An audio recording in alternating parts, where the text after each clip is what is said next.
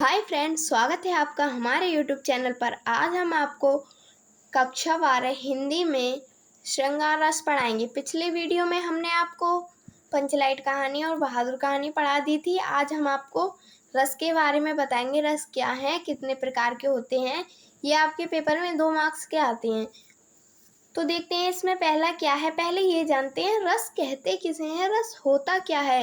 तो इसमें रस, जैसे कि हम एक मूवी देख रहे हैं, उसमें अगर दुख का सीन आ गया तो हमारे मन में कुछ ना कुछ दुख की भावना उत्पन्न होती है। अगर खुशी मतलब हंसी वाला सीन आ गया तो हंसी की भावना उत्पन्न होती है। तो उसे ही हम क्या कहते हैं, रस कहते हैं। तो इसमें पहला रस दिया गया है श्रृंगार रस। ये आपके पेपर के लिए बहुत ही ज़्यादा महत्वपूर्ण है। तो इसकी परिभाषा हम देखते हैं। जब मनुष्य के हृदय यानी कि मन में रति नामक स्थायी भाव का विभाव, अनुभाव और संचारी भाव से संयोग होता है, मतलब मिलता है, तो वहाँ श्रृंगार रस उत्पन्न होता है। जब मनुष्य के मन में जो रति होती है ना, जैसे किसी के मिलने का अभाव होता है और वो होता है संयोग, मिलने वाला होता है ना, उसे हम रति कहते हैं। तो उसके भाव होता है, विभाव और संचारी भावों से जो संयोग होता है उसे ही हम क्या कहते हैं, श्रृंगार रस कहते हैं। तो इसके क्या भेद हैं, 2 भेद हैं। इसके कितने भेद हैं, 2। तो इसमें पहला दिया गया है संयोग श्रृंगार। क्या है, संयोग श्रृंगार। इसकी परिभाषा है नायक और नायिका, मतलब कोई नायक यानी कि लेखक और लेखिका भी बोल सकते हैं हम, लेकिन हमने इसमें लिखा है नायक और नायिका के पारस्परिक मिलन को संयोग, मिलन के, सॉरी यहाँ पर के है, मिलन के संयोग को संयोग श्रृंगार कहते हैं। जो नायक और नायिका हैं उनके जो मिलते हैं तो उसको क्या कहते हैं, हम संयोग कहते हैं, संयोग श्रृंगार कहते हैं। तो इसका एग्जाम्पल है एक, ये वाला एग्जाम्पल आपकी किताब श्रद्धा मनु वाले पाठ में से लिया गया है। तो इसका एग्जाम्पल क्या है, देखते हैं। इसका एग्जाम्पल दिया है, कौन हो तुम बसंत के दूत, बृहस्पति झड़ में अति सुकुमार, घन तिमिर में चपला की रेख, तपन में शीतल मंद बयार।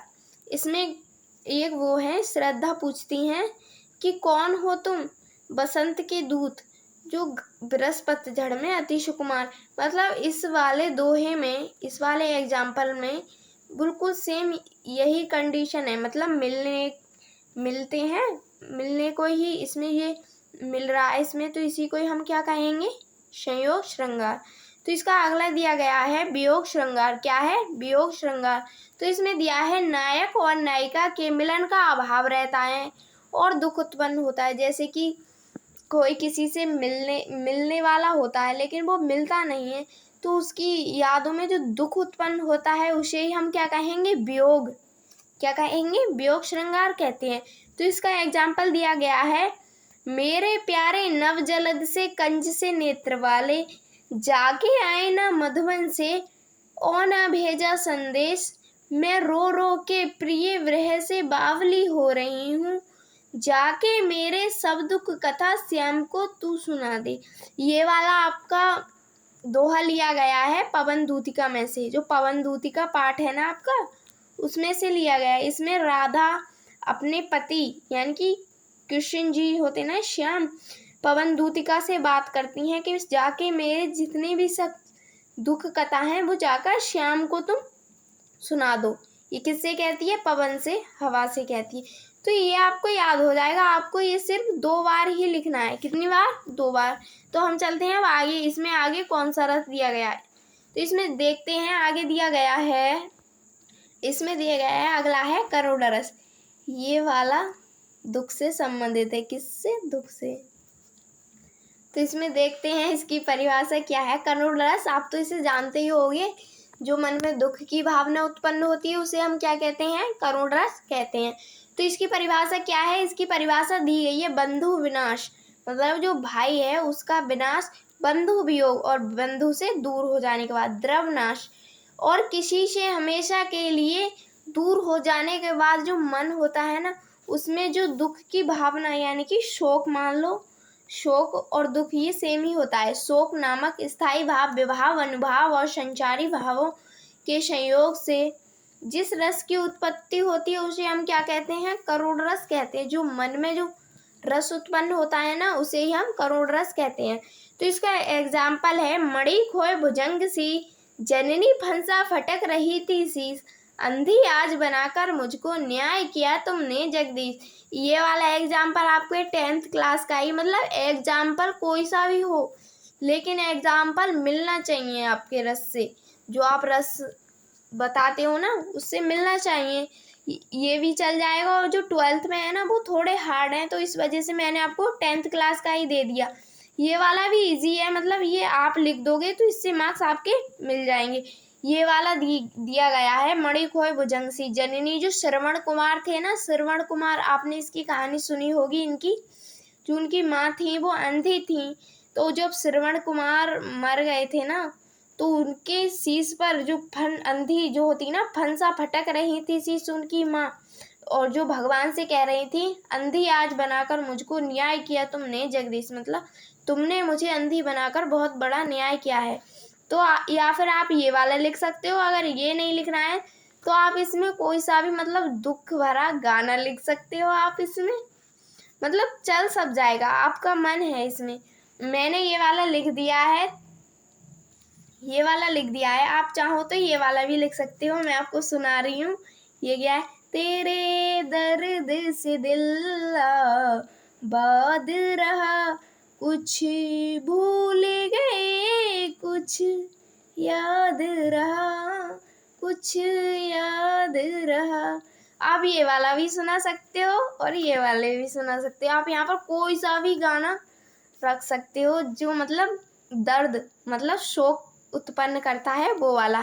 तो इसमें हम देखते हैं अगला क्या है? हास्य रस। ये किससे संबंधित है? खुशी से संबंधित। इसमें यहाँ पर ये किससे संबंधित है? खुशी से। हास्य रस किससे संबंधित है? खुशी से। तो इसकी परिभाषा देखते हैं। इसकी परिभाषा में दिया गया है, हास्य का मतलब तो आप जानते ही होगे ना, जैसे कि किसी के कपड़े देखकर कोई बोल रहा है, जोक मतलब फनी, जो फनी वीडियो बनाते हैं ना, उसको देखकर जो हंसी आती है ना, उसको ही हम हास्य रस कहते हैं। तो इसकी परिभाषा में आपको बता रही हूँ, अपने अथवा पराये की वेशभूषा मतलब पहनावे को देखकर, और वचन तथा उसके काम आदि को देखकर मन में जो हास्य नामक भाव विभाव अनुभाव और संचारी भावों के संयोग से जो रस उत्पन्न होता है, उसे हम क्या कहेंगे? हास्य रस कहते हैं। तो इसमें आपको ये वाला समझ में आ गया होगा। आप चलते हैं आगे। इसका एग्जाम्पल क्या है? इसके एग्जाम्पल में दिया गया है, ये देखिए मैं आपको बता रही हूँ। इसका एग्जाम्पल है, ये भी 10th क्लास का है, मतलब हंसी आनी चाहिए। चाहे एग्जाम्पल कोई सा भी हो, आपको नंबर मिलेंगे और ज़रूर मिलेंगे। चाहे आप गाना लिख कर आओ, फिर भी आपको नंबर ज़रूर मिलेंगे। तो इसमें इसका उदाहरण है, शीश पर गंगा हंसे भुजिनी भुजंगा हंसे, हासी को दंगा भयो नंगा के विवाह में। जो शिव जी थे ना, भोलेनाथ, उनके विवाह में जो दंगा हुआ था ना, वो भूतों की बारात लेकर गए थे ना, तो उसका यही वाला एग्जाम्पल है ना, उन्हीं की शादी का ही ये वाला एग्जाम्पल रख दिया गया है इस वाले रस में। तो हम चलते हैं इसका आगे वाला। आप चाहे तो ये भी लिख सकते हो, ये भी एक एग्जाम्पल ही है, लेकिन ये थोड़ा हंसी का है, मतलब फनी है ये वाला। तो मैं आपको ये वाला एग्जाम्पल बता रही हूँ। चित्रकूट की घाट पर लगी संतों की भीड़, सूरदास ने लड़की छेड़ी, पिट गए कबीर। ये वाला भी एग्जाम्पल ही है, आप इसे भी लिख सकते हो। मतलब हंसी आनी चाहिए, इसमें आपको नंबर मिलेंगे और ज़रूर मिलेंगे। तो देखते हैं हम इसमें अगला। ये वाला आपको समझ में आ गया होगा। हम चलते हैं वीर रस पर। क्या है? वीर। जो मन में जो उत्साह नामक होता है ना, उत्साह, जैसे कि हम कोई काम कर रहे हैं, जैसे कि हम पढ़ाई कर रहे हैं, अगर उसमें हमारे मन में उसे करने के लिए कोई ना कोई तो वीर, मतलब कोई ना कोई तो उत्साही होगा कि हम पढ़ लिख कर अपने पापा को या फिर अपनी माँ का सहारा बनेंगे। यही होता है इसमें वीर रस में। तो इसके परिभाषा है, मैं बता रही हूँ, युद्ध अथवा किसी कठिन कार्य को करने के लिए मन में जो उत्साह होता है ना, नामक स्थायी भाव विभाव अनुभाव और संचारी भाव का संयोग होता है। यहाँ पर आप लिख लेना संचारी, यहाँ पर लिख लेना संचारी भाव का संयोग होता है, मतलब मिलता है, तब वहाँ क्या होता है, वीर रस उत्पन्न होता है। तो इसका ये वाला एग्जाम्पल है, आप इसे लिख लेना, ये आपकी किताब में से लिया गया है। आए होंगे यदि भरत कुमति बस वन में, तो मैंने यह संकल्प किया है मन में। आप ये वाला याद कर लेना। आप इसको 2 से 3 बार लिखोगे ना इन एग्जाम्पल्स को, तो आपके ये मन में बिल्कुल छप जाएंगे। ये ज़्यादा हार्ड नहीं है, हिंदी का नाम ही हिंदी है, ये होते ही इजी से हैं। उम्मीद है आपको ये वाले सब एग्जाम्पल वगैरह समझ में आ गए होंगे, अच्छे लगे होंगे। तो हमारे चैनल को लाइक और सब्सक्राइब ज़रूर कर देना, जिससे कि हमारी अगली आने वाली वीडियो आपके पास पहुँचे। Thank you.